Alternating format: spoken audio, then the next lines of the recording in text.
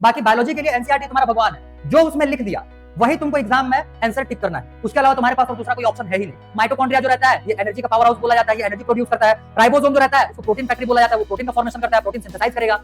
Golgi apparatus जो रहेगा इसका अलग से फंक्शन हो जाएगा, मतलब कि जो भी सब्सटेंसेस रहेगा उसको ह्यूमन बॉडी के सेल्स के यूजेबल फॉर्म में कन्वर्ट करके ट्रांसपोर्ट करने का काम करता है वो। एंडोप्लाज्मिक रेटिकुलम ले लोगे तो इसके भी दो फंक्शंस हो जाएंगे, एक तो स्मूथ वाले पार्ट का, एक हो जाएगा रफ वाले पार्ट का। लिपिड और प्रोटीन दोनों सिंथेसाइज करने का काम करता है। न्यूक्लियस जैसे ले लिए तो न्यूक्लियस के अंदर में पूरा का पूरा जेनेटिक मटेरियल हमारा पैक्ड होता है, जिसको कि हम लोग आगे चल करके डीएनए बोलने वाले हैं, और उसी में हमारा जीन प्रेजेंट होता है, और जीन जो रहता है वही हमारे जेनेटिक इंफॉर्मेशन को कंटेन करता है। इसके बारे में ज्यादा डिटेल हम लोग को बायोमोलिक्यूल्स वाले चैप्टर में कवर करना है। क्लियर? ठीक है, तो आज हम लोग का बायोलॉजी स्टार्ट करने वाले थे, और हम लोग बुक का ऑर्डर फॉलो नहीं करेंगे। सबसे पहले हम लोग बायोलॉजी में सेल चैप्टर स्टार्ट करने वाले रहेंगे। ठीक ठीक, क्योंकि यहाँ से तुम लोग को बहुत ही बेसिक चीजें मिलने वाला, बहुत ही बेसिक एलिमेंट्स के बारे में तुमको यहाँ से जानने के लिए मिलने वाला होगा, जिसका कि यूज तुमको पूरे बायोलॉजी में करना है। और वैसे भी बहुत ज्यादा हैवी चैप्टर ये है नहीं। प्रीवियस अगर क्लासेस की बात करोगे तो 9th का पूरा कॉपी करना है। ठीक है, 9th का पूरा यहाँ पे कॉपी होने वाला होगा, और उसके साथ में तुमको कुछ नए टर्म से इंट्रोड्यूस होना पड़ेगा यहाँ पे। क्लियर? तो 9th क्लास में सेल चैप्टर में जितना पढ़े हुए थे उसका 100% हम लोग यहाँ पे कवर अप करने वाले रहेंगे। साथ साथ तुम्हारे 11th या फिर नीट के बेसिस पे जितने और इंपॉर्टेंट फैक्टर्स और जितने इंपॉर्टेंट नॉलेज हमको यहाँ पे देखने के लिए मिलेगा, वो सब भी हम लोग यहाँ पे कवर अप करते हुए चलेंगे। तो बहुत ही इजी चैप्टर है, ऐसा नहीं है कि तुमको बहुत ज्यादा कुछ नया देखने के लिए मिलने वाला है। हाँ, कुछ टर्म्स जो रहेंगे, कुछ फैक्ट्स जो रहेंगे, कुछ नेम्स जो रहेंगे, वो तुमको थोड़े से एक्स्ट्रा यहाँ पे देखने के लिए मिलने वाले हैं। अगर क्लास 9th में पूरे डिटेल में किसी एक रेफरेंस बुक को फॉलो करते हुए पढ़े हुए रहोगे, हाँ, तो भाई 11th में तुमको बहुत ज्यादा कुछ नया नहीं मिलने वाला। और सिर्फ एनसीईआरटी पढ़े हुए रहोगे या फिर नहीं पढ़े हुए रहोगे, सिर्फ एग्जाम ही ऐसे क्वालिफाई करने के लिए थोड़ा मोड़ा देखे हुए रहोगे, हाँ, तो फिर तुम्हारे लिए चैप्टर बहुत ज्यादा नया होने वाला है। ठीक है, तो बायोलॉजी स्टार्ट करने से पहले मैं 2-3 चीज और तुमको पहले बता दूं। देखो, सारे सब्जेक्ट्स के अपने अपने बेनिफिट्स होते हैं, और सारे सब्जेक्ट्स के अपने अपने कुछ कुछ डिमेरिट्स होते हैं। क्लियर? जैसे मैथ्स ना लेकर के बायोलॉजी लिए हुए हो तो इसमें भी तुमको कुछ कुछ चीजों पे कॉम्प्रोमाइज करना पड़ेगा। जैसे कि यहाँ पे तुमको भर भर करके एक तो नाम देखने के लिए मिलने वाला है, हो सकता है उनके कुछ डिस्कवरीज भी साथ साथ तुमको याद करने पड़े, हो सकता है किसी इंपॉर्टेंट साइंटिस्ट या फिर बायोलॉजिस्ट या फिर जूलॉजिस्ट जो भी हो उनका स्पेसिफिक टाइम पीरियड को भी तुमको याद रखना पड़े।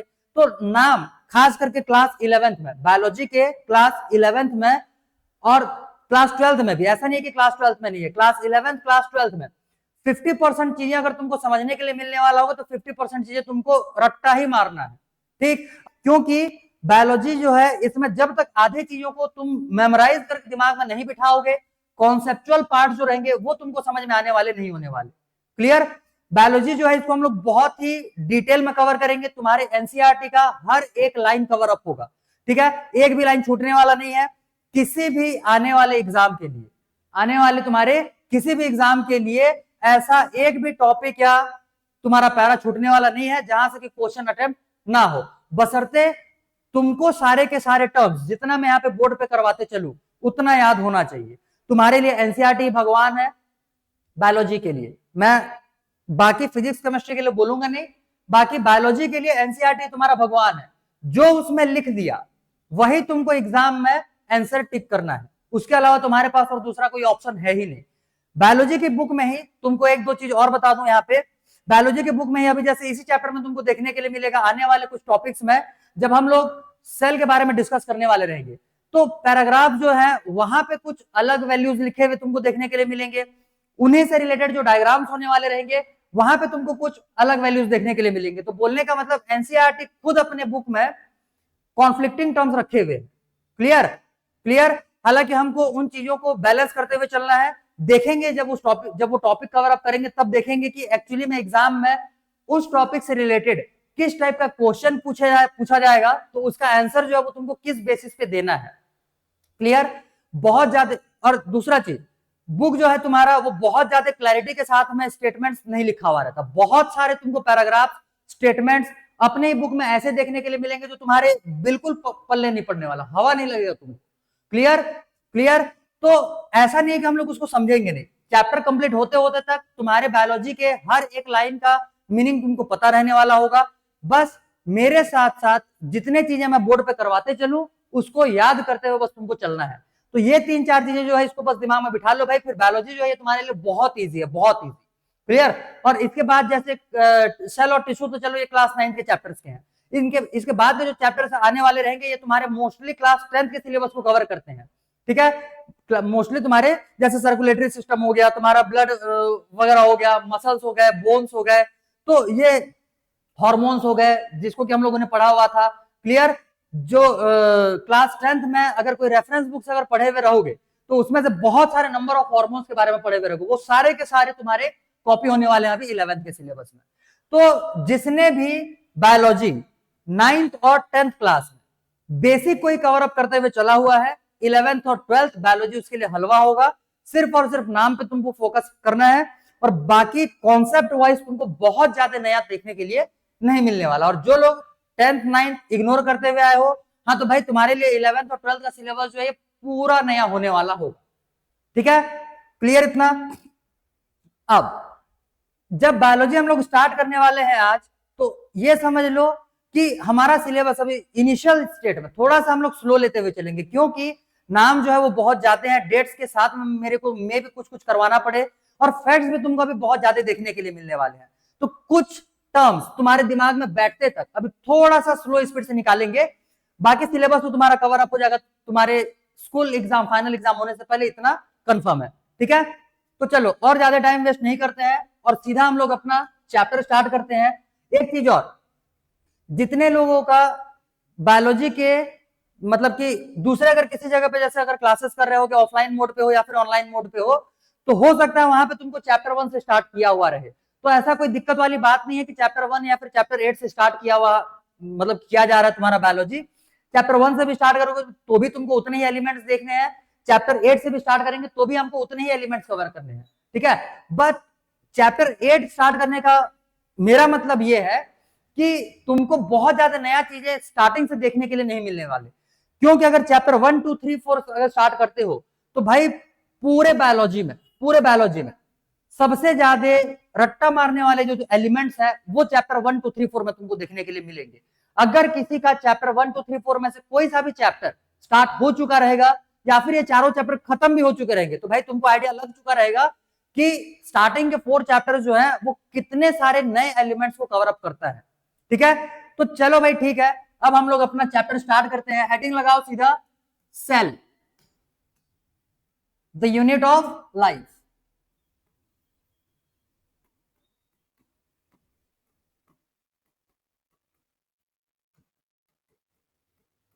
देखो बाकी किसी सब्जेक्ट में मैं तुमको बुक सामने में रखने के लिए रिकमेंड बिल्कुल नहीं करने वाला, ना ही फिजिक्स ना ही केमिस्ट्री के लिए, लेकिन बायोलॉजी का अगर हो सके तो अपने सामने में बुक भी रखा करो एनसीईआरटी का। क्लियर, एनसीईआरटी का बुक अपने सामने में रखा करो ताकि कुछ एलिमेंट्स जो रहेंगे, देखो बायोलॉजी में तुम्हारा एक चीज और क्या है कि इसमें जो टॉपिक्स दिए हुए हैं ये बहुत ज्यादा जगह पे अलग अलग प्लेसेस पे दिए हुए हैं। हो सकता है हम लोग पहले वाले पैराग्राफ से कुछ एलिमेंट्स उठाएं, उसके बाद फिर सीधा जंप कर जाए किसी दूसरे पैरा पे, उसके नेक्स्ट पैरा को स्किप करते हुए। ठीक है, तब के केस में मुझे तुमको बताना पड़ेगा कि नहीं भाई तुम्हारा इस नंबर पेज में या फिर इस वाले पैरा में तुमको ये एलिमेंट मिलने वाला होगा, तब के केस में उसको अंडरलाइन कर सकते हो। दूसरा चीज, खुद का नोट्स साथ साथ मेरे प्रिपेयर करते हुए चलो। एक तो बुक में अंडरलाइन करोगे वो अलग, क्लियर, और अपना नोट्स जो है वो साथ साथ प्रिपेयर करते हुए चलो। अगर 2-3 बार अपने को ही उसको मतलब कि बार बार 2-3 बार अलग अलग जगह पे अगर उसको नहीं टिक करोगे, लिखोगे, तो दिमाग में वो याद नहीं होगा। ठीक है, एलिमेंट थोड़े मोड़े नहीं है, बहुत ही है। चलो भाई ठीक, तो हम लोग का जो चैप्टर है ये हो जाएगा cell the unit of life. अब जैसे तुम्हारा सिलेबस रिड्यूस होने के बाद से जिस हिसाब से नीट जो है, नीट का एग्जाम में जो क्वेश्चन आ रहा है, जिस हिसाब से उसका डेप्थ होते जा रहा है, तो अब हम लोग को थोड़े से भी कोई से भी पार्ट्स को छोड़ने का और चांस ही नहीं देना है। बात समझ में आ रहा है, क्योंकि सिलेबस रिड्यूस होने के बाद तुम्हारे पास एलिमेंट्स हो चुके हैं, टॉपिक्स हो चुके हैं कम, तो क्वेश्चन जो रहेंगे वो बहुत डीप एलिमेंट से उठा उठा करके पूछे जा सकते हैं। अब अगर बुक सामने में रखे हुए हो तो जो चैप्टर का तुम्हारा हेडिंग लिखा हुआ है उसके पहले वाले पेज में, इस साइड में तुम्हारा पेज रहेगा जहां पे चैप्टर स्टार्ट किया हुआ रहेगा, लेफ्ट राइट साइड में, उसके लेफ्ट साइड के पेज में इस साइड में एक नाम तुमको देखने के लिए मिलेगा, वहां पे GN रामचंद्रन करके। ठीक है, लिखो, हेडिंग लगाओ यहीं से। ये एक फैक्ट है, इनके बारे में हम लोग को बिल्कुल नहीं देखना है। लेकिन यहां पे दिया हुआ है और डेप्थ को देखते हुए हम लोग को टॉपिक कवर अप करना है, तो हम लोग नाम भी छोड़ना अफोर्ड यहाँ पे नहीं कर सकते। चलो भाई ठीक, वहां पे नाम एक लिखा रहेगा GN रामचंद्रन करके।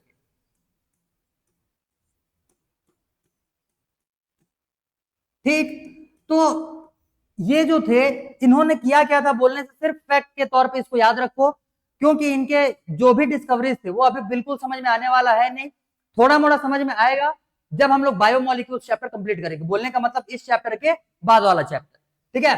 तो GN रामचंद्रन इन्होंने डिस्कवर क्या किया हुआ था, बोलने से इन्होंने प्रपोज किया हुआ था triple helical structure of collagen, ठीक है। लिखो, proposed the triple helical structure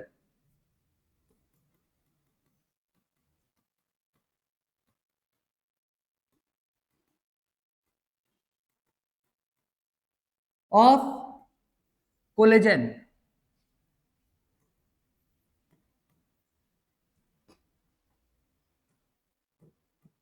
clear, collagen. तो ये तुम्हारे पिछले वाले पेज में थोड़े से फैक्ट के जैसे दिया हुआ है, क्योंकि हम लोगों को इस चैप्टर में हर एक एलिमेंट कवर अप करना है, ये नाम बस अभी याद रखे रहना। ट्रिपल हेलिकल स्ट्रक्चर, अब हेलिकल स्ट्रक्चर क्या होता है ये हम लोग को देखने के लिए मिलेगा बायोमोलिक्यूल्स वाले चैप्टर में।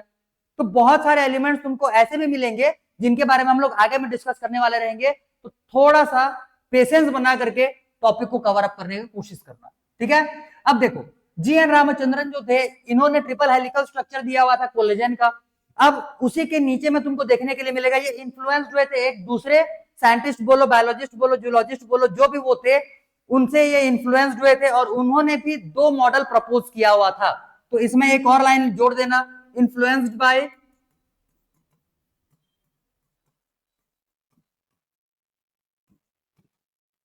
लाइनस पॉलिंग,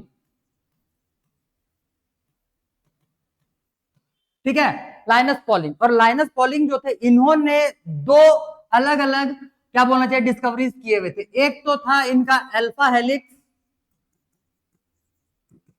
और दूसरा था बीटा प्लीटेड, बीटा शीट, ठीक। अब ये अल्फा हेलिक्स क्या होता है, बीटा शीट क्या होता है, इसके बारे में भी हम लोग को देखना है नेक्स्ट चैप्टर में बायोमोलिक्यूल्स में। तो ये तुम्हारे एक फैक्ट के जैसा तुम्हारे बुक में दिया हुआ है, इसको एज इट इज लिख करके रट लो, रट लो जितना हो सके। मेरे साथ साथ क्लास में ही नाम और फैक्ट्स याद करने की कोशिश करना, तो तुम्हारे लिए बर्डन बहुत कम हो जाएगा। अदरवाइज इसको घर में बैठ बैठ करके रट्टा मारना पड़ेगा, दूसरा और कोई ऑप्शन है ही नहीं, ठीक है। चलो भाई इसको पहले नोट डाउन कर लो, फिर यहां से हम लोग आगे बढ़ते हैं अपने एक्चुअल चैप्टर की तरफ। जल्दी नोट डाउन करो।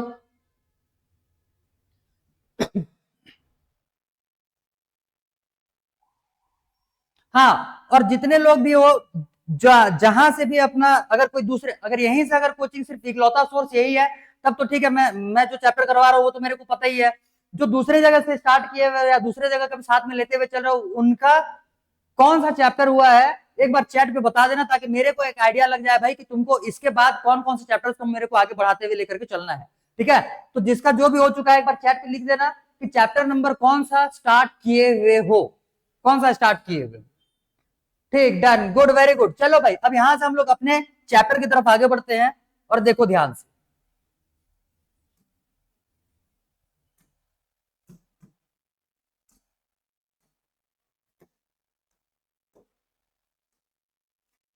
तो समझो जैसे कि तुम्हारा बुक जो है जिस पैरा से स्टार्ट करता है, सिंपल सी बात है कि हमारे सराउंडिंग्स में अगर हम लोग देखेंगे तो हम लोग को दो टाइप से सब्सटेंसेस देखने के लिए मिलते हैं।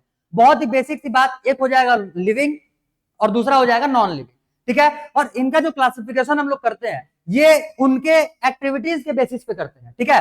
जैसे अगर हम लोग मॉर्फोलॉजिकल स्ट्रक्चर, बोलने का मतलब अगर हम लोग किसी भी एक लिविंग हो चाहे नॉन लिविंग थिंग हो, उसको अगर हम लोग बाहर से अगर ऑब्जर्व करते हैं, ठीक, तो बहुत सारे हमारे सराउंडिंग में सब्सटेंसेस ऐसे दिखेंगे जो खुद से फंक्शनिंग है, बहुत सारे ऐसे दिखेंगे जो नॉन फंक्शनिंग है, ठीक है, जो नॉन फंक्शनिंग है। तो इसी बेसिस पे हम लोग जो है ये,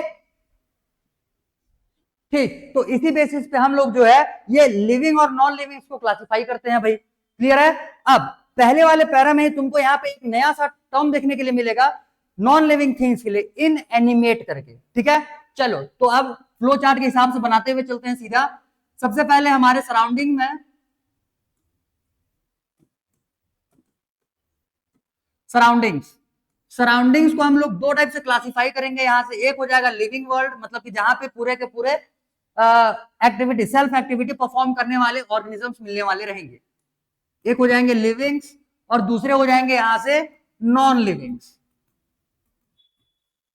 क्लियर? नॉन लिविंग के लिए एक स्पेसिफिक टर्म यहां पे इंट्रोड्यूस किया हुआ है जिसको कि हम लोग बोलते हैं इनएनिमेट। ठीक है? जो भी टर्म यहां पे मैं हाईलाइट करूं उसको सीधा बुक में तुमको अंडरलाइन करना है। ठीक है? मे भी थर्ड लाइन वगैरह में मिल जाएगा तुमको ये वर्ड। तो ये हो जाएगा भाई तुम्हारा स्ट्रक्चर, मतलब कि सॉरी, ये जो हमारा सराउंडिंग है उसको दो टाइप से क्लासिफिकेशन किए हुए हैं। ठीक है? अब जैसे लिविंग्स हो गए, नॉन लिविंग्स हो गए, बेसिकली इनका जो एक्टिविटी है इसको हम लोग किस बेसिस पे देखते हैं बोलने से, तो ये हो जाएगा सेल के बेसिस पे। ठीक है? ये हो जाएगा on the basis of cells. तो जो लिविंग्स होते हैं इनके पास अपना सेल होता है। अब सेल क्या होगा उसके बारे में क्या क्या डिटेल देखना है वो तो खैर आगे की बात है। और नॉन लिविंग जो रहते हैं इनके पास जो सेल्स रहते हैं ये एब्सेंट होने वाले हैं। ठीक है? इनके पास जो सेल्स हैं ये एब्सेंट होने वाले हैं। अब जैसे हम लोग सेल की बात करें कि एक्चुअली में सेल जो है ये होता क्या है। ठीक है? एक्चुअली अगर सेल की बात करें तो सेल होता क्या, अगर ये पूछा जाए तो इसके लिए बेसिकली दो स्टेटमेंट्स लिखो। ठीक है? जैसे पहले नंबर पे हो जाएगा इसमें कि cell is the basic and structural unit of life.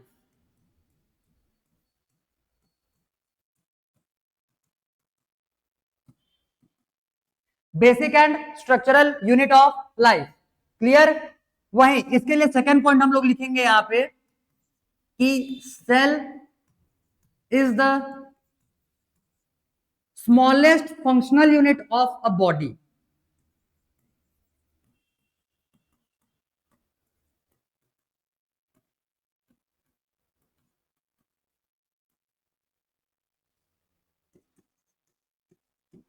Of a body. ठीक है? जैसे पहले वाले स्टेटमेंट में लिखा हुआ है कि cell is the basic and structural, बोलने का मतलब जो भी ऑर्गेनिज्म होगा या जो भी बॉडी होगा वो सेल के कॉम्पोजिशन से ही बना हुआ रहेगा। बोलने का मतलब सबसे छोटा यूनिट जो होगा उसमें से जो उसका बिल्डिंग ब्लॉक होने वाला है वो सेल होने वाला है, और वही उसके बॉडी के स्ट्रक्चर को भी फॉर्म कर रहा है। ठीक है? तो इसीलिए बॉडी का स्ट्रक्चरल और बेसिक यूनिट हम लोग बोलते हैं सेल को। दूसरे नंबर पर जो लिखा हुआ है कि smallest functional unit, smallest functional unit बोलने का मतलब किसी भी लिविंग ऑर्गेनिज्म में सेल जो है ये सबसे छोटा फंक्शनल यूनिट है। इससे छोटा और ऐसा यूनिट तुमको मिलेगा ही नहीं जो कि फंक्शनल हो। ठीक है? बोलने का मतलब सेल से छोटा और कोई सा भी चीज लिविंग नहीं हो सकता। क्लियर है? सेल जो है यही क्या होता है, सबसे छोटा लिविंग या फिर फंक्शनल यूनिट होता है जो कि फंक्शन परफॉर्म करता है। क्लियर है इतना? ठीक है? तो यहां से हो जाएगा भाई ये तुम्हारे दो पॉइंट्स, एक हो जाएगा cell is the basic and structural unit of life, और दूसरा हो जाएगा यहां से cell is the smallest functional unit of body या फिर लिविंग ऑर्गेनिजम्स लिख सकते हो इसको। ठीक है? तो ये हो जाएगा सेल के लिए तुम्हारा बेसिक टर्म। अब ध्यान दो यहां पे, सेल के बेसिस पे हम लोग जो ऑर्गेनिजम्स होते हैं इनको दो टाइप से क्लासिफाई करते हैं, क्योंकि सेल जो है वो अपने आप में, अगर इकलौते सेल की बात करते हैं हम लोग, तो हम लोगों ने यहां पर भी लिखा हुआ है कि cell is the smallest functional unit. बोलने का मतलब इकलौता सेल भी अगर लेकर के चलोगे तो भी वो फंक्शनल होता है। ठीक है? वो भी फंक्शनल होता है, वो भी अपने बॉडी का जितना भी उसका क्या बोलना चाहिए एक्टिविटी परफॉर्म करना होगा, जो उसके क्या बोलना चाहिए न्यूट्रिएंट्स प्रोवाइड करने का काम, रेस्पिरेशन का काम, जो एक्सक्रीशन का काम, ये सारे जो उसके फंक्शन होते हैं ये भी एक सिंगल सेल ही परफॉर्म करने वाला होगा, और उसी को हम लोग बोलते हैं यूनिसेल्युलर ऑर्गेनिजम्स। तो on the basis of number of cells organisms को हम लोग दो टाइप से क्लासिफाई करने वाले हैं। तो यहां पे लिखो on the basis of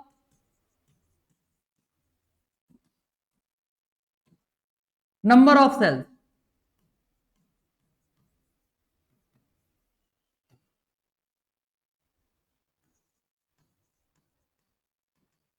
organisms, organisms जो है इसको हम लोग दो टाइप से क्लासिफाई किए हुए हैं। एक हो जाएगा इसमें से, एक हो जाएगा इसमें से यूनिसेल्युलर, और एक हो जाएगा इसमें से मल्टी सेल्यूलर।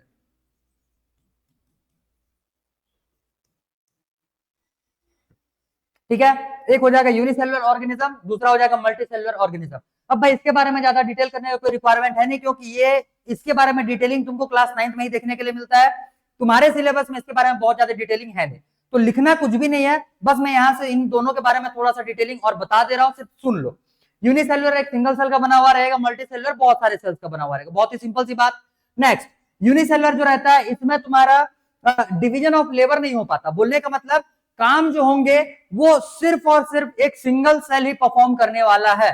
लेकिन वहीं अगर मल्टीसेलुलर ऑर्गेनिज्म की बात करेंगे तो यहाँ पे डिवीजन ऑफ लेबर होता है, क्योंकि यहाँ पे बहुत सारे सेल्स हैं। सेल्स आपस में मिलकर के टिश्यू बनाएंगे, टिश्यू आपस में मिलकर के ऑर्गन्स बनाएंगे, और वही ऑर्गन्स जो रहते हैं वो स्पेसिफिक फंक्शन को परफॉर्म करने के लिए एलोकेटेड होते हैं। क्लियर? तो ये हो जाएंगे भाई तुम्हारे यूनिसेलुलर और मल्टीसेलुलर के बारे में थोड़ा मोड़ा डिटेलिंग। जहां पे यूनिसेलुलर के बारे में एक आध दो एग्जांपल अगर लिखना चाहो तो लिख सकते हो, इसमें अमीबा, बैक्टीरिया वगैरह सब आ जाने वाले हैं। और मल्टीसेलुलर के केस में प्लांट्स और एनिमल्स वगैरह लिख सकते हो यहाँ पे। ठीक है, इतना क्लियर? तो चलो ये पेज में जितना है इसको जल्दी नोट डाउन करो, फटाफट जल्दी से नोट डाउन करो, फिर यहां से आगे बढ़ेंगे। अच्छा, living world and biological classification, good good. अच्छा, यही चैप्टर स्टार्ट किए हुए हैं, बढ़िया, ठीक है, ठीक ठीक। अच्छा, मोस्टली लोगों का चैप्टर जो है वो स्कूल्स में या फिर ऑफलाइन वाले क्लासेस में सेल चैप्टर स्टार्ट किया हुआ है। ठीक है भाई, चलो बढ़िया है। और जिन लोग का चैप्टर 1 2 3 4 स्टार्ट किए हुए हैं वो लोग इत्मीनान से पढ़ते हुए चलो भाई, जहां से भी नॉलेज मिल रहा है, क्योंकि मैं भी तुमको उतना ही बताऊंगा जितना तुमको दूसरे सोर्सेज से पता चला है ही नहीं उस चैप्टर में कुछ ज्यादा जानने के लिए। इतना ही है कि चैप्टर स्टार्ट करो, पहले वाले लाइन से लेकर के लास्ट वाले लाइन तक पूरा का पूरा पैराग्राफ रटवा दो, बस इतने में से तुम्हारा चैप्टर 1 2 3 4 कंप्लीट हो जाएगा। सिंपल सी बात, दूसरा और उपाय है ही नहीं उसमें। ठीक है, 80% एलिमेंट्स पूरा रट्टा मारना है। हाँ, ये भी है कि वही 4 चैप्टर सिर्फ रट्टा मारना है, बाकी आगे तुमको समझने वाले चैप्टर्स मिलेंगे, फिर उसके बाद सारे के सारे चैप्टर्स थोड़े मोड़े कॉन्सेप्चुअल है ही है। चलो भाई ठीक है,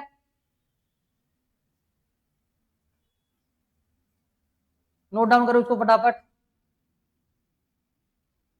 done done, good, very good. ठीक है, देखो नेक्स्ट,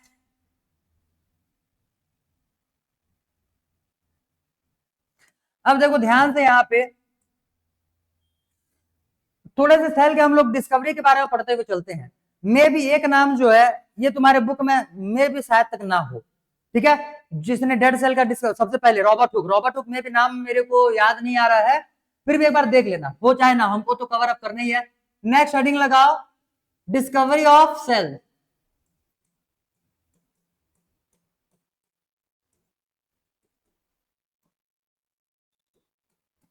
डिस्कवरी ऑफ सेल, तो बुक के हिसाब से जाएंगे, बहुत ज्यादा डिटेल में जाएंगे नहीं। 3 साइंटिस्ट हैं, तीनों का नाम तुमको एज इट इज पूरा याद रखना है। चलो फ्लो चार्ट ही बना लेते हैं। पहले नंबर पे आ जाएगा रॉबर्ट हुक,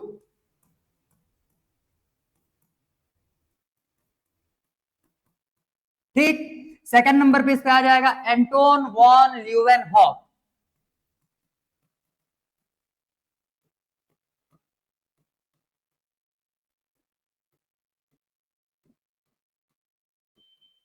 ठीक है, एंटोन वॉन ल्यूवेनहॉक। और थर्ड जो यहां पे आ जाएगा रॉबर्ट ब्राउन।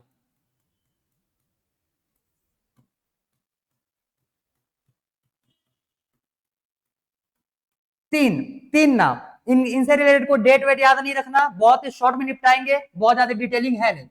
रॉबर्ट हुक जो था, रॉबर्ट हुक जो था इसने सबसे पहले सेल का डिस्कवरी किया हुआ था, और जिससे मतलब जिस ऑब्जेक्ट या फिर जिस सब्सटेंस से इसने सेल को डिस्कवर किया था वो था एक डेड सेल, और प्लांट का कॉर्क था वो। प्लांट का कॉर्क बोलने का मतलब ये हम लोग टिश्यू वाले चैप्टर में कवर अप करेंगे, एक्चुअली में प्लांट कॉर्क होते क्या है, ठीक। वो उसका जो बाहर का छिलका होता है, वही जो डेड सेल होता है उसी को हम लोग कॉर्क बोलते हैं, ठीक है। तो इसने स्टडीड प्लांट कॉर्क,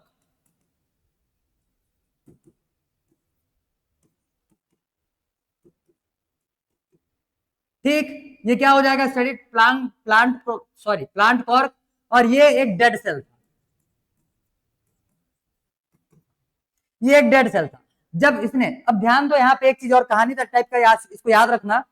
ये जो तुमको 3 साइंटिस्ट या फिर 3 बायोलॉजिस्ट, जूलॉजिस्ट, जो भी नाम लो, ये जो यहाँ पे नाम दिख रहा है तुमको, ये सारे के सारे लोग जो है ये लोग सिर्फ डिस्कवरी नहीं करते थे, ये लोग जो है अपने अपने लिए एलिमेंट्स को बनाते भी थे। जैसे क्योंकि ये बायोलॉजी के जितने भी स्टडीज वगैरह होते हैं, इसके लिए माइक्रोस्कोप का बहुत ज्यादा रिक्वायरमेंट होगा।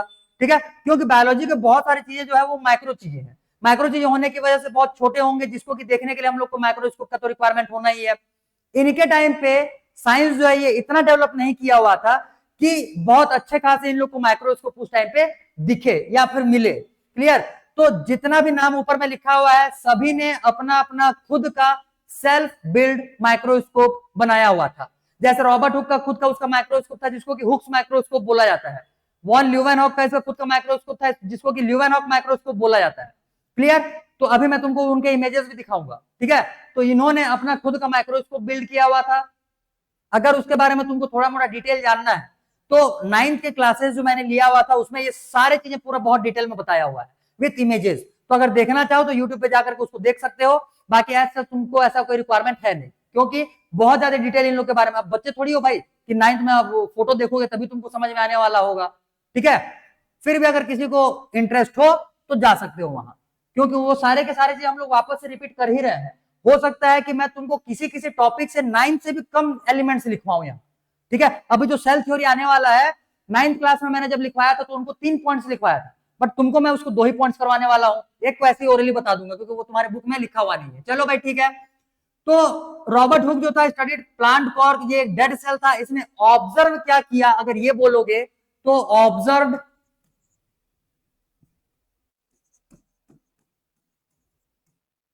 ऑब्जर्व दो चीजें। एक तो हनीकॉम स्ट्रक्चर,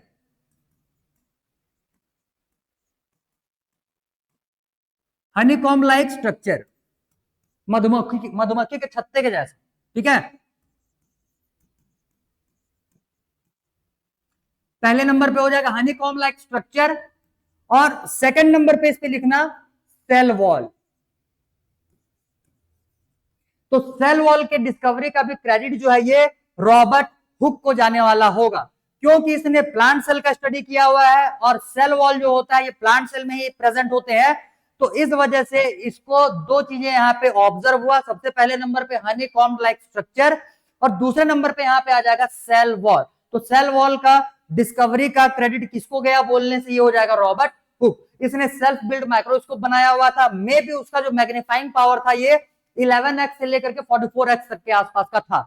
ठीक है, हालांकि वो सब तुम्हारे काम का है नहीं, इतना ही बस तुम्हारे काम का था। ये हो गया। ठीक, second number Anton van Leeuwenhoek. Anton van Leeuwenhoek जो था इसने लिविंग सेल का स्टडी किया हुआ था। ऐसा नहीं है कि इसने किसी एक सिंगल सेल का स्टडी किया हुआ रहे, इसने एनिमल सेल, प्लांट सेल, बहुत सारे सेल्स का इसने स्टडी किया हुआ था अपने सेल्फ बिल्ड माइक्रोस्कोप को लेकर के। उसके माइक्रोस्कोप का जो मैग्नीफाइंग पावर था मे बी 40x से लेकर के 140x तक के जूम का वो प्रोवाइड कर रहा था मैग्निफिकेशन। एक्चुअली डिटेल मतलब कि एक्चुअल डेटा उसका मेरे को भी याद नहीं है। अब एंटोन वॉन ल्यूवेनहॉक इसने क्या किया, स्टडीड लिविंग सेल या डिस्कवर्ड फर्स्ट लिविंग सेल।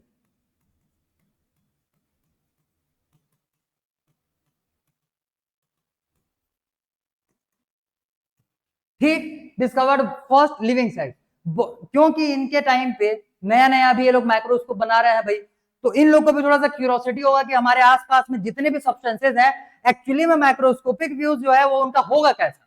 ठीक, क्योंकि माइक्रोस्कोपिक व्यू जो है वो बहुत ज्यादा डिटेल्ड स्ट्रक्चर को प्रोवाइड करता है। तो जहां पे जो भी चीज इनको मिलता था उसका ये लोग स्टडी करना चालू कर देते थे। जहां पे जो भी लिविंग ऑर्गेनिज्म मिला उसको, चिक सेल को, स्पर्म सेल को, प्लांट के कुछ सेल्स को, तो इस टाइप से जितने भी सेल्स इनको स्टडी करने के लिए मिलते थे ये लोग स्टडी करना चालू कर देते। तो इसके लिए किसी एक स्पेसिफिक सेल की बात नहीं कर सकते, लेकिन इसके लिए डेड सेल ही है। प्लांट कोर का स्टडी किया हुआ था और पहली बार सेल उसी को मिला हुआ था। First living cell Anton van Leeuwenhoek, first cell या first dead cell Robert Hooke. Clear? इतना क्लियर हो गया होगा। अब रॉबर्ट ब्राउन जो था इसने इसने फर्स्ट न्यूक्लियस डिस्कवर किया हुआ। तो डिस्कवर्ड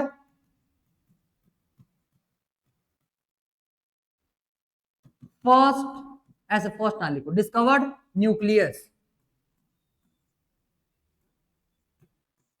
इसने न्यूक्लियस डिस्कवर किया हुआ था। ठीक, बस इतना ही तुमको डिटेल लिखना है इन तीनों के बारे में, इससे ज्यादा और कुछ है नहीं। 3 नाम और उनके detail.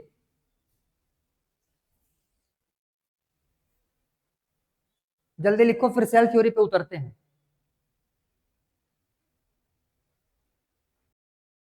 Done, good, very good, very good, very good. चलो, अब यहां से हम लोग चलेंगे सेल थ्योरी की तरफ, ठीक है, क्योंकि सेल का डिस्कवरी हो चुका है। अब भाई सेल का डिस्कवरी होने के बाद, किसी भी एक नई चीज का डिस्कवरी होने के बाद बहुत सारे क्वेश्चन मार्क्स आ जाते हैं कि वो जो सब्सटेंस है वो आया कहां से होगा, वो फॉर्म कैसे होता है, उसका और एक्सटेंडेड वर्जन क्या हो सकता है। बहुत सारे क्वेश्चंस अराइज हो सकते हैं जब भी कोई सा एक नया चीज डिस्कवर हो। अब जब यहाँ पे सेल डिस्कवरी हो चुका है, तब उसके लिए अब थ्योरी प्रपोज करना पड़ेगा कि भाई एक्चुअली में ये जो सेल है ये कैसे एक ऑर्गेनिज्म को फॉर्म करेगा, खुद जो सेल है वो कैसे फॉर्म होता होगा। तो ये बहुत सारे क्वेश्चन अब आने वाले हैं और इन सब का जो कंक्लूजन होने वाला होगा उसी को हम लोग सेल थ्योरी बोलने वाले हैं। ठीक है, क्लियर इतना? चलो भाई ठीक है, तो नेक्स्ट हेडिंग लगाओ, सेल थ्योरी। सेल थ्योरी, हाँ, हो देखो, बायोलॉजी जो है ये तुम्हारा पूरा का पूरा थ्योरी है। हो सकता है बीच में कोई सा भी टॉपिक कवर करने के टाइम पे मैं थोड़ा सा स्पीड में निकाल दूं, ठीक है, तो जैसे ही तुमको लगे कि स्टेटमेंट जो है वो थोड़े से फास्ट होते जा रहे हैं, तुरंत टोक देना, तब मैं थोड़ा सा स्लो डाउन हो जाऊंगा, क्योंकि थ्योरी है भाई, अब दिमाग में सारे कुछ भरा हुआ है। तो मैं भी ये कोशिश करता हूँ कि थ्योरेटिकल चीजें जो है वो जल्दी से जल्दी खत्म हो, ताकि कॉन्सेप्चुअल चीजों पर हम लोग ज्यादा फोकस कर पाए। ठीक है, चलो नेक्स्ट हेडिंग, सेल थ्योरी।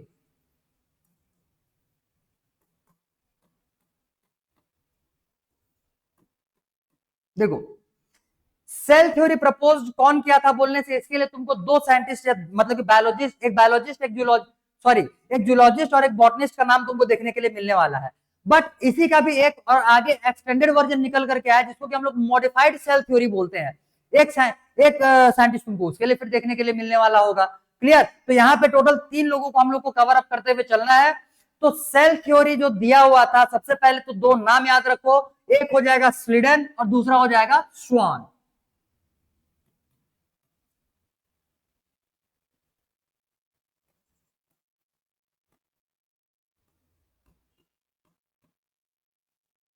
ठीक, और एक हो जाएगा इसमें से नाम स्वान।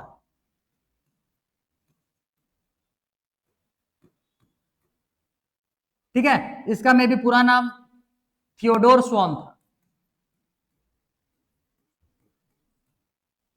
ठीक, थियोडोर स्वान, और स्वीडन का में भी कुछ चलो देखते हैं, याद आ जाएगा इसका भी। तुमको बस ये नाम स्वीडन और स्वान से ही नाम याद रखना है, स्वीडन और स्वान, स्वीडन और स्वान। ठीक है, स्वीडन और स्वान। अब देखो यहाँ पे इनके बारे में डिटेल।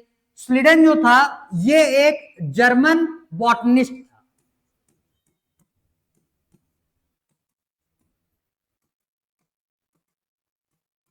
क्लियर? और ये जो था ये एक ब्रिटिश जूलॉजिस्ट था।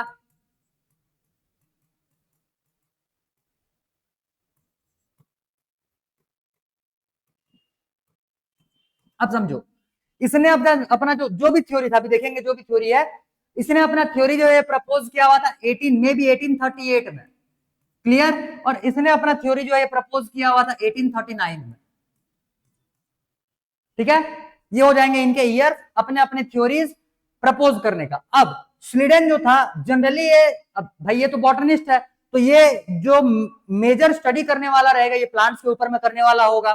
तो प्लांट्स के स्टडी में इसने जो ऑब्जर्व किया, इसका ऑब्जर्वेशन जो था या फिर जो थ्योरी इसने प्रपोज किया, इसने बोला था कि जो प्लांट के डिफरेंट टाइप के सेल्स होते हैं, किसी भी प्लांट में डिफरेंट टाइप्स के जो सेल्स होते हैं वो आपस में मिल करके प्लांट के टिश्यू को फॉर्म करते हैं। ठीक है, प्लांट के टिश्यू को फॉर्म करते हैं। तो इसमें लिखेंगे डिफरेंट टाइप्स या फिर different kinds of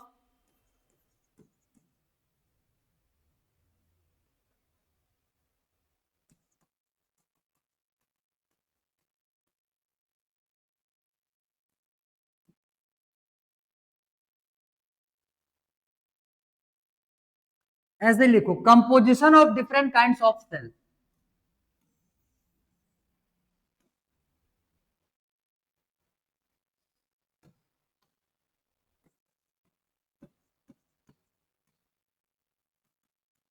composition of different kinds of cells form plant tissue। ठीक है, फॉर्म प्लांट टिश्यू। तो इसने ये थ्योरी प्रपोज किया हुआ है कि प्लांट सेल्स जो रहते हैं ये अलग अलग टाइप के सेल्स आपस में मिल करके प्लांट टिश्यू का फॉर्मेशन करने वाले होंगे। ठीक है, अब थियोडोर स्वॉन, इसने जो था, इसने क्या थी, अब ये तो भाई जूलॉजिस्ट है, जूलॉजिस्ट बोलने का मतलब तो एनिमल्स पे ज्यादा स्टडी करने वाला रहेगा। ऐसा नहीं है कि सिर्फ एनिमल्स पे स्टडी किया हुआ था, इसका एक हाइपोथेसिस भी आया फिर। ठीक है, इसने तो पहले एक तो एनिमल्स के सेल्स के स्टडी के बेसिस पे अपना जो भी थ्योरी था या जो भी थ्योरी प्रपोज किया हुआ था वो तो दिया ही दिया। आगे चल करके इसने एक हाइपोथेसिस दिया हुआ था। हाइपोथेसिस तुमको फिजिक्स केमिस्ट्री में भी ये वर्ड देखने सुनने के लिए मिलने वाला होगा। हाइपोथेसिस का मतलब होता है, मतलब कि बहुत ज्यादा क्या बोलना चाहिए, स्ट्रॉन्ग एविडेंस के बिना किसी थ्योरी को प्रपोज करना, उसको हम लोग बोलते हैं हाइपोथेसिस। तो इसके पास बहुत ज्यादा कुछ ऐसा अपने सोच विचार में बस ये मतलब कि ये ले आया था कि ये ऐसा हो सकता है। ठीक है, तो इस टाइप का जो भी थ्योरी रहता है उसको हम लोग बोलते हैं हाइपोथेसिस। उसके लिए बहुत ज्यादा स्ट्रॉन्ग एविडेंसेस अवेलेबल उस टाइम पे नहीं थे। क्लियर, चलो, तो इसने क्या सॉरी, जैसे इसने तो ये प्रपोज कर दिया, इसने डिस्कवर किया हुआ था। तो इसने एक्चुअली में डिस्कवर क्या हुआ था बोलने से, आउटर मेम्ब्रेन या outer thin membrane of animal cell discovered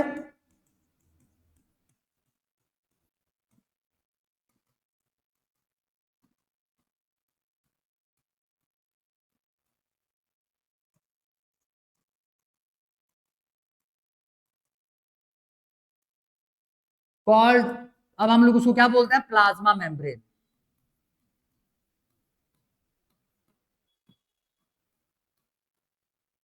ठीक है, हम लोग उसको क्या बोलते हैं अब, प्लाज्मा मेम्ब्रेन। तो इसने प्लाज्मा मेम्ब्रेन डिस्कवर किया। दूसरा, इसने एक हाइपोथेसिस दिया हुआ था, हाइपोथेसिस,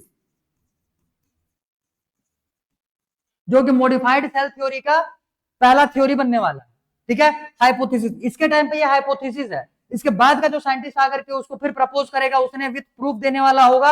इस वजह से फिर ये हाइपोथेसिस जो है ये थ्योरी बन जाएगा फिर। ठीक, तो हाइपोथेसिस ने क्या दिया हुआ था, all living organism,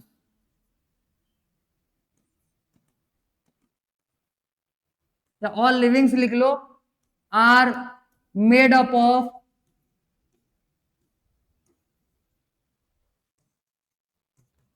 cells and their products।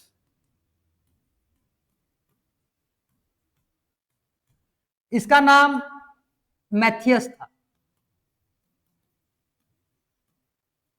Matheus स्लिडन, और ये है Theodor Schwann. Clear, Matthias Schleiden, Theodor Schwann, एक जर्मन बॉटनिस्ट, एक ब्रिटिश जूलॉजिस्ट। इसका थ्योरी 1838, इसका थ्योरी 1839। इसने क्या प्रपोज किया हुआ है कि जो प्लांट सेल्स होते हैं वो आपस में, different kinds of plant cells आपस में कॉन्स्टिट्यूट होकर के प्लांट का टिश्यू बनाने वाले रहेंगे। ठीक है, इसके बाद फिर थियोडोर स्वॉन, इसने क्या प्रपोज किया हुआ, इसने डिस्कवरी किया हुआ था, इसने living cells discovery, sorry, living cells का स्टडी किया हुआ था, वो भी एनिमल्स का। तो उसमें से इसने आउटर मोस्ट थिन मेम्ब्रेन, जिसको कि हम लोग प्लाज्मा मेम्ब्रेन या फिर सेल मेम्ब्रेन बोलते हैं, उसको इसने डिस्कवर किया हुआ था। साथ ही साथ इसने अपना एक हाइपोथेसिस दिया, जिस हाइपोथेसिस के बेसिस पे इसका जो प्रपोजल था ये था कि जितने भी लिविंग ऑर्गेनिजम्स होते हैं, चाहे वो प्लांट्स हो, ऑल लिविंग्स लिखा हुआ, बोलने का मतलब प्लांट्स और एनिमल्स, लिख लो भाई, लिख लो, प्लांट्स प्लस एनिमल्स, प्लांट्स और एनिमल्स दोनों के लिए ये बात कर रहा है। तो मैंने अभी भी तुमको स्टेटमेंट भी दिया हुआ था कि इसने एनिमल्स पे ज्यादा स्टडी तो किया ही हुआ है, साथ ही साथ प्लांट्स पे भी स्टडी किया हुआ है। उस बेसिस पे इसका ये हाइपोथेसिस दिया गया। ठीक है, क्लियर इतना। अब ध्यान दो, इनके जो तुमको यहाँ पे स्टेटमेंट या फिर प्रपोजल दिख रहे हैं, एक बार इसको ध्यान से पढ़ो, और कहीं पे भी तुमको ये स्टेटमेंट लिखा हुआ मिल रहा है क्या, ये देखो कि किसी ने भी ये बताया हो कि सेल, क्योंकि इन लोगों ने तो जैसे इसने क्या बोला है कि एनिमल सेल्स या फिर ऑल लिविंग थिंग्स जो रहते हैं ये made up of cells and their products, लेकिन एक्चुअली में सेल जो है वो कैसे बनता है ये इन दोनों ने ही प्रपोज नहीं किया हुआ है। देख लो भाई इन दोनों का पूरा स्टेटमेंट देख लो, कहीं पे भी ये लिखा हुआ है क्या इसमें कि दोनों ने सेल के बारे में या फिर सेल कैसे बन करके आता है इसके बारे में कुछ दिया हुआ हो? नहीं, बिल्कुल नहीं। तो इसमें नोट करके नीचे में लिखना, रुको,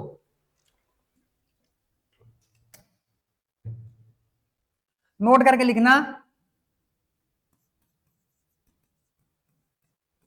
both were unable to explain about the formation of sales.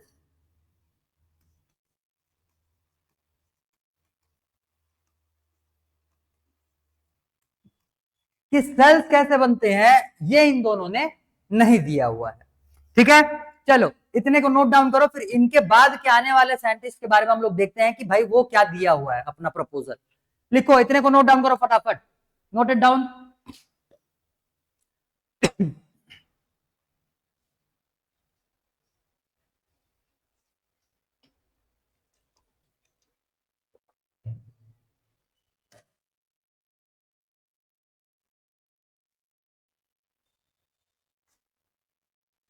और दूसरा चीज, बुक सामने में रखने के लिए दूसरी बात इसलिए बोल रहा हूं, इतने खतरनाक नाम है इनके, कुछ कुछ नाम के स्पेलिंग्स वगैरह यहाँ पे भी मेरे मिस्टेक्स होने वाले हैं।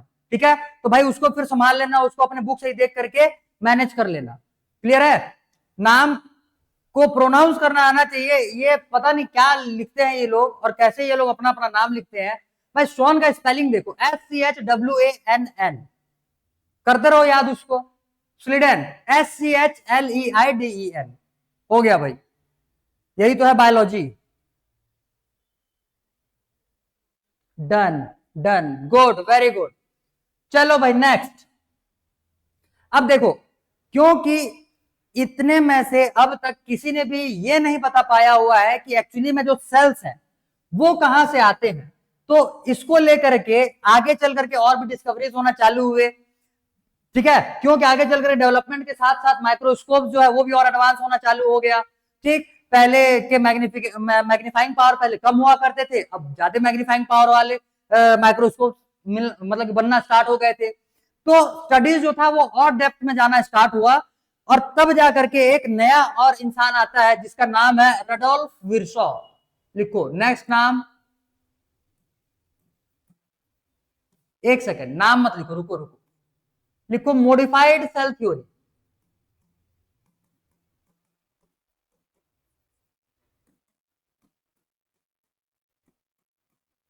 मॉडिफाइड सेल थ्योरी कौन दिया था बोलने से? Rudolf Virchow, given bye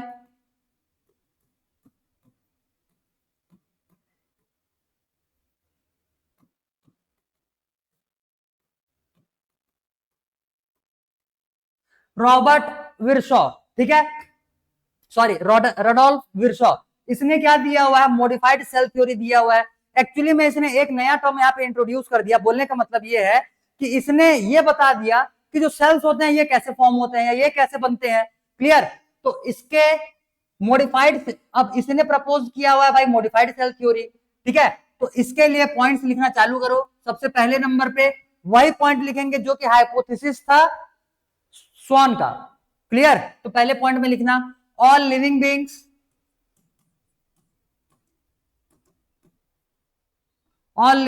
are made up of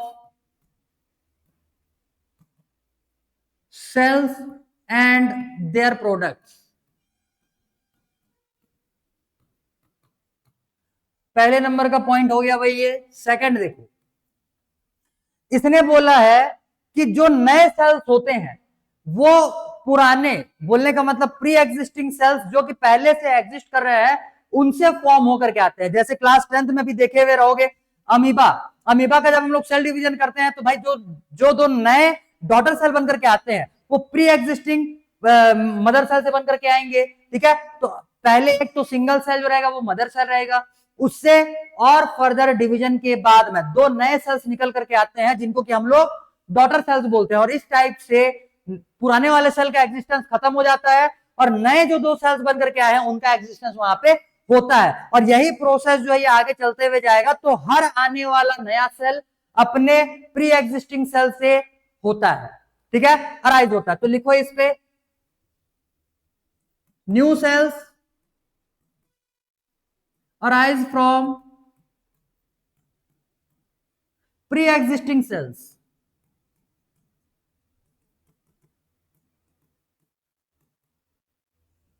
ठीक है, प्री एग्जिस्टिंग सेल्स। और इसके लिए एक स्पेसिफिक वर्ड दिया हुआ है एनसीईआरटी में, उसको भी याद कर लेना। इसके लिए लिखा हुआ है ओमनिस सेल्यूला इस सेल्यूला।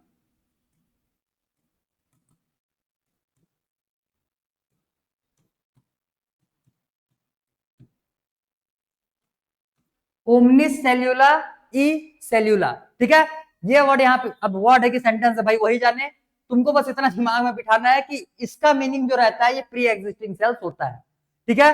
बाकी उसका क्या मतलब है अब वही लोग को ये मुबारक हो, हमको उससे ज्यादा लेना देना कुछ है नहीं। इतना समझ में आ गया होगा। तो ये हो गया भाई, ये हो गया इसका इसका दिया हुआ मॉडिफाइड सेल थ्योरी। इसमें एक और पॉइंट एक्चुअल में हम लोग को लिखना चाहिए, लेकिन तुम्हारे बुक में नहीं लिखा हुआ है तो मैं उसको स्किप करते हुए भी चल रहा हूं। एक्चुअली में तीसरा पॉइंट जो है वो बोलेगा क्या, समझो कि किसी भी एक लिविंग ऑर्गेनिज्म का कोई सा एक एक्टिविटी जैसे ले लिए, जैसे मान लो कि मैं यहाँ पे मैं यहाँ पे मान लो चल रहा हूं, तो चलना मेरा एक एक्टिविटी हो गया, तो वो जो एक्टिविटी है वो मेरे सारे सेल्स के एक्टिविटीज के सम टोटल के इक्वल होगा। बोलने का मतलब यहाँ पे ये है कि मैं नहीं चल रहा हूं, मेरे सारे सेल्स जो एक्टिविटी कर रहे हैं उसके वजह से मैं चल पा रहा हूं, ठीक है। तो मेरा जो चलने का एक्टिविटी है ये मेरे सारे सेल्स के एक्टिविटीज का सम टोटल है। मेरा कोई सा भी एक्टिविटी हो, ठीक है, मेरे बोलने का एक्टिविटी हो, मेरे चलने का एक्टिविटी हो, मेरा कोई सा भी एक्शन करने का हो वहां पे, तो वो जो भी एक्टिविटी मेरा होने वाला रहेगा वो मेरे बॉडी के सारे सेल्स के एक्टिविटीज के सम टोटल के इक्वल होने वाला है। मॉडिफाइड सेल थ्योरी में ये तुम्हारा एक तीसरा टर्म यहाँ पे बन सकता है। तो अगर लिखना चाहो तो खुद से लिख सकते हो, मैं यहाँ पे उसको और नोट डाउन नहीं करवा रहा। आ गया बात इतना समझ में?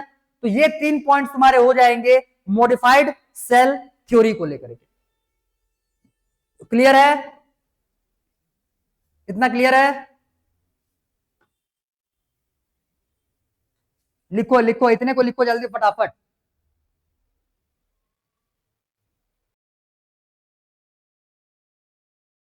Done done, good, very good. तो भाई देख लो, इतने सारे एलिमेंट्स हम लोगों ने देख लिया। इसके बाद का जो तुम्हारा टॉपिक होने वाला रहेगा, अब हम लोग को और डेटा याद करते हुए चलना है, ठीक है, क्योंकि अब हम लोग को सेल्स देखने हैं, सेल के साइज, सेल के शेप, यहाँ पे थोड़ा मोड़ा कंफ्यूजिंग एलिमेंट्स भी हम लोग को देखना है, थोड़े से कंफ्यूजिंग एलिमेंट्स भी हम लोग को डील करना पड़ेगा। अब भाई है तो है, उसमें कुछ कर नहीं सकते। अब एनसीईआरटी का वो मिस्टेक बोलो या फिर पता नहीं वो बताना क्या चाहता है, ये तो मैं तो समझ नहीं पाया हुआ, क्योंकि थ्योरी में दिया हुआ डेटा कुछ अलग, डायग्राम्स में दिया हुआ डेटा कुछ अलग। अब भाई अगर नीट अगर एग्जाम पूछता है वहां से, ठीक है, तो अगर स्पेसिफाई कर दिया तब तो बहुत बढ़िया बात है, लेकिन अगर थोड़ा मोड़ा कंफ्यूजिंग करने के लिए अगर क्वेश्चन दिया हुआ रहेगा, हाँ, तो फिर क्वेश्चन समझ में ही नहीं आएगा भाई ऑप्शन अपने को किसको टिक करना पड़ेगा उस पर। तो फिर भी हम लोग अपना खुद का बचाव करते हुए चलेंगे, हम लोग उसका तरीका देखते हुए चलेंगे कि किस टाइप से क्वेश्चन क्या पूछा जाएगा, तो उसका आंसर हम लोग किस टाइप से देने वाले वहां पे रहने वाले हैं, ठीक है, क्लियर? इतना समझ में आ गया होगा? हाँ हाँ,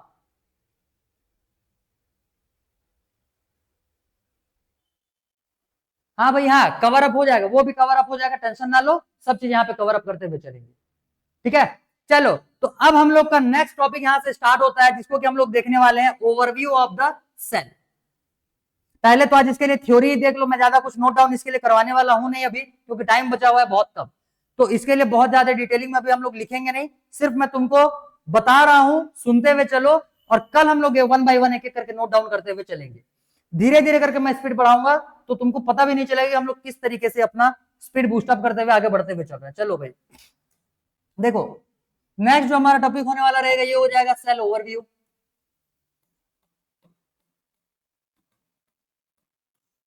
ध्यान दो, सेल ओवरव्यू बोलने का मतलब किसी एक सेल के बारे में हम लोग को ऊपर ऊपर से कुछ कुछ देखना है, ठीक है। अब समझो, जैसे अगर सेल ओवरव्यू की बात करोगे तो यहाँ पे तुमको दो टाइप से सेल्स की बात किया हुआ रहेगा, एक हो जाएगा तुम्हारा प्लांट सेल और दूसरा हो जाएगा इसमें से एनिमल सेल। ठीक, एक हो जाएगा प्लांट सेल, एक हो जाएगा एनिमल सेल। प्लांट सेल के लिए जनरली जो तुम्हारे स्कूल्स वगैरह में लेबोरेटरी में तुमको एक्सपेरिमेंट्स करवाए जाएंगे या ऑब्जर्व करवाए जाएंगे, इसमें से दो टाइप के सेल्स तुमको करवाए जा सकते हैं। एक हो जाएगा प्लांट सेल में से अनियन पील का, क्लियर, और दूसरा हो जाएगा एनिमल सेल से चिक सेल का। ठीक है, वो जो क्या बोलना चाहिए, ईयरबड जो आता है जिससे कान वगैरह साफ किया जाता है, उसको लेकर के मुंह के अंदर से ऐसे रब करना होता है चिक के इनर लेयर को। ठीक, तो जो चिक सेल के जो टिश्यूज होते हैं, उससे बने हुए जो टिश्यूज रहते हैं वो उसमें आ जाते हैं। फिर उसको ग्लास स्लाइडर में उसको रख करके फिर तुमको उसको ऑब्जर्व करवाने के लिए स्कूल वाले फिर वहां पे बताएंगे। तो दो टाइप से सेल से तुम लोग को डील करना पड़ेगा। एक प्लांट सेल अगर लेना रहा तो उसके स्टडी के लिए लेना है तुमको अनियन पील, और अगर एनिमल सेल लेना रहा तो उसके लिए स्टडी का सबसे बेस्ट रहता है ह्यूमन चिक सेल। आगे इतना बात समझ में? ठीक है, तो इन्हों दोनों को लेकर के तुम्हारे आगे के जो स्टडीज रहते हैं ये होते हैं। अब अगर इन दोनों को लेकर के अगर देखोगे माइक्रोस्कोप में, तब के केस में तुमको वेल डिफाइंड स्ट्रक्चर्स इनके अंदर में देखने के लिए मिलने वाले होंगे। क्लियर, वेल डिफाइंड स्ट्रक्चर्स देखने के लिए मिलने वाले होंगे। बोलने का मतलब अच्छे खासे बाउंड, मतलब membrane bounded organelles. Membrane bounded organelles बोलने का मतलब ऐसे ऐसे छोटे छोटे पार्ट्स जो कि अपना एक्टिविटी खुद करते हो और मेम्ब्रेन से बाउंडेड होते हो। तो भाई जो चीज मेम्ब्रेन में बाउंडेड रहेगा उसी चीज को हम लोग अच्छे तरीके से देख पाएंगे। जैसे यहाँ पे ये जो सामने में तुमको बोर्ड दिख रहा होगा, इसका एक आउटर कवरिंग रहेगा, एक आउटर लेयर रहेगा, तब जाकर के वो इसको सराउंडिंग से सेपरेट बना रहा होगा।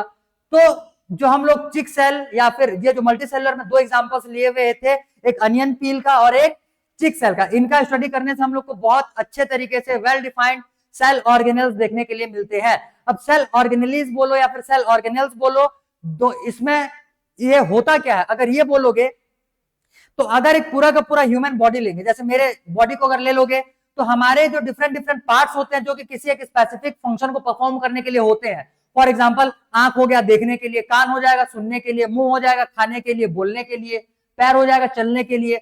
तो इस हिसाब से हमारे जो ऑर्गन्स है वो स्पेसिफिक फंक्शन को परफॉर्म करने के लिए एलोकेटेड है। सेम वैसे ही सेल्स के इनसाइड में और छोटे छोटे ऐसे पार्ट्स होते हैं। अब उनको ऑर्गन्स तो बोल नहीं पाएंगे क्योंकि ऑर्गन्स जो रहते हैं ये साइज में लार्ज होते हैं।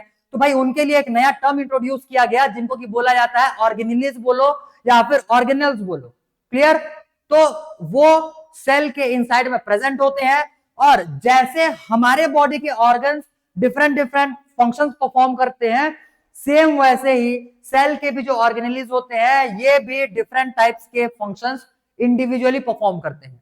ठीक, अगर इसका ओवरव्यू जानने का कोशिश करोगे तो थोड़ा मोड़ा याद रहेगा। माइटोकॉन्ड्रिया जो रहता है ये एनर्जी का पावर हाउस बोला जाता है, ये एनर्जी प्रोड्यूस करता है। राइबोसोम जो रहता है उसको प्रोटीन फैक्ट्री बोला जाता है, वो प्रोटीन का फॉर्मेशन करता है, प्रोटीन सिंथेसाइज करेगा। गोल्जी एपरेटस जो रहेगा इसका अलग से फंक्शन हो जाएगा, मतलब कि जो भी सब्सटेंसेस रहेगा उसको ह्यूमन बॉडी के सेल्स के यूजेबल फॉर्म में कन्वर्ट करके ट्रांसपोर्ट करने का काम करता है वो। एंडोप्लाज्मिक रेटिकुलम ले लोगे तो इसके भी दो फंक्शंस हो जाएंगे, एक तो स्मूथ वाले पार्ट का, एक हो जाएगा रफ वाले पार्ट का। लिपिड और प्रोटीन दोनों ही सिंथेसाइज करने का काम करता है।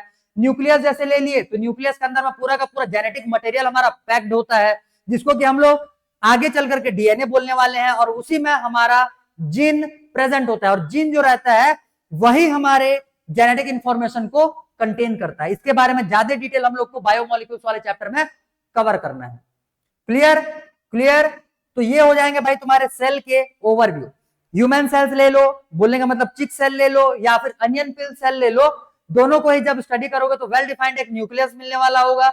न्यूक्लियस के अंदर में जेनेटिक मटेरियल जो है वो कॉम्पैक्टली पैक्ड तुमको वहां पे इनिशियल स्टेट में नहीं, इनिशियल स्टेट में वो स्कैटर्ड रहता है। ठीक है, जब हम लोग न्यूक्लियस पहुंचेंगे तो फिर वहां पे बताऊंगा तुमको। ऊन का गोला जो रहता है उसको अगर पूरा का पूरा खोल करके अगर रखे रहोगे तो कैसे फैला हुआ रहता है, सेम वैसे ही जेनेटिक मटेरियल पहले हमारे न्यूक्लियस में स्कैटर्ड होते हैं। ठीक है, न्यूक्लियस के इनसाइड में फैले हुए रहते हैं, ऐसा नहीं कि उसका बाउंड्री के बाहर में रहेंगे। न्यूक्लियस के इनसाइड में वो फैले हुए रहते हैं। जब सेल डिवीजन करने का होता है तब ये आपस में कॉम्पैक्टली पैकिंग स्टार्ट करते हैं। ठीक है, तो भाई ये हो जाएगा तुम्हारा सेल का ओवरव्यू।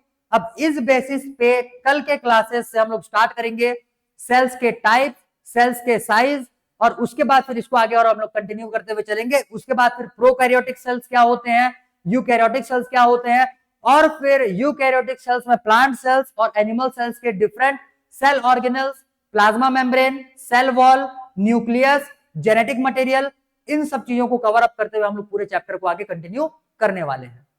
आगे बात इतना समझ में? बहुत ज्यादा हैवी चीज है नहीं, ऑर्गेनल्स आने के बाद सभी चीजों को समझना और याद करते हुए चलना है, ठीक है। वहां तक का हो सकता है तुमको कुछ कुछ फैक्ट्स देखने के लिए मिल जाए, जैसे कि आज का क्लास पूरा का पूरा फैक्ट पे बेस्ड था, ठीक है। तो थोड़ा सा पेशेंस रख करके क्लासेस करने का कोशिश करना, क्योंकि हो सकता है कोई कोई सा क्लास तुमको बहुत ज्यादा क्या बोला चाहिए, हैवी फील होना चालू हो जाए, ठीक। मैं तब के लिए सजेस्ट करूंगा तुमको, जब क्लास हैवी फील होना चालू हो जाए भाई सीधा क्लास बंद कर देना, क्योंकि तुम्हारे पास तो रिकॉर्डेड अवेलेबल ही होने वाला रहेगा। 1 घंटे क्लास हैवी फील नहीं होना चाहिए। फिर भी अगर किसी को होता है तो क्लास बंद करके चुपचाप निकल लेना, बाद में रिकॉर्डेड देख लेना उसी टाइम से जहां से छोड़े हुए रहोगे, दूसरा और उपाय है नहीं। क्लियर? तो ठीक है भाई, बहुत ही डिटेलिंग के साथ में हम लोगों ने इतना टॉपिक कवर अप किया हुआ है। आगे के टॉपिक्स में भी इसी डिटेलिंग के साथ में हम लोग कवर अप करते हुए चलेंगे। तो तुम्हारे एनसीईआरटी का एक भी पैरा, एक भी लाइन नहीं छूटेगा। जहां तक हम लोगों ने कवर अप आज किया हुआ है, अपने एनसीईआरटी के बुक में एक बार रीडिंग लगा करके देख लेना, कुछ भी तुम्हारा छूटा हुआ तुमको नहीं मिलने वाला। फिर भी अगर कुछ छूटा हुआ रहता है तो वो आने वाले क्लासेस में कवर अप हो जाएगा, क्योंकि यहाँ पे अगर छोड़ा हुआ रहूंगा तो जाहिर सी बात है वो आने वाले किसी टॉपिक में कवर अप होने वाला रहेगा। चलो भाई ठीक है, आज के लिए इतना ही, सेशन एंड किया जाए आज।